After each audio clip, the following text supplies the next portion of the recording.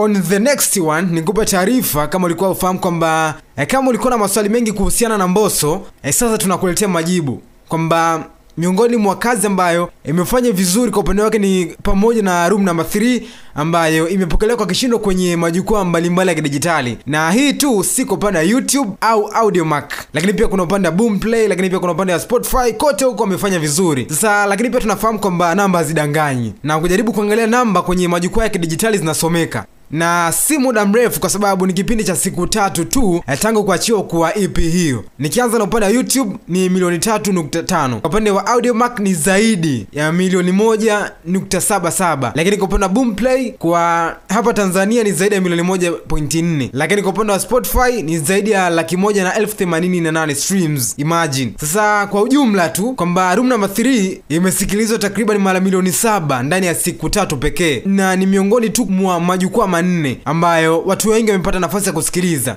Lakini pia ni jambo ambalo linathibitisha kwamba watu wengi tulikuwa tumekana kusubiri Mbosso atafanya nini, kwa sababu waliposema Room Number 3 kila mtu aliwaza tofauti. Kuna mtu ambaye aliwaza kwamba huenda ikawa ni EP, lakini pia kuna mtu ambaye kwa namna moja au nyingine aliwaza kwamba yawezekana akafungua Gang Luck. Sasa kila mtu alikuwa attention kutaka kufahamu kwamba Mbosso anakuja na nini, akatuletea mzigo huu hapa. Na miongoni mwa mapokeo ambayo watu wengi wamepokea, kuna wimbo unasumbua kweli kweli unaitwa Power. Kila mmoja kujaribu kupita, ni miongoni mwa nyimbo ambayo imetesa kwa mashabiki zake. Lakini nikuulize kwamba ni kwa sababu gani unadhani albamu hiyo imekuwa namba 1 katika upande wa Apple Music? Jibu ni ndio. Nikujuze tu kwamba unafahamu kama ni album namba 1 katika upande wa Apple Music? Jibu litakuwa ni ndio, kwa sababu Room Number 3 kwa sasa ndio EP namba 1 hapa nchini Tanzania. Na kupitia upande wa Apple Music album chart ni ushahidi kwamba Mbosso hakurudi tu, bali amerudi kwa nguvu zote, si ndio? Nyimbo zote 7 ambazo zinapatikana katika Room Number 3 zinashika nafasi ya kwanza mpaka nafasi ya 7 kwenye Apple Music hapa nyumbani Tanzania. Na maanisha kwamba ni top songs. Lakini pia hakuna EP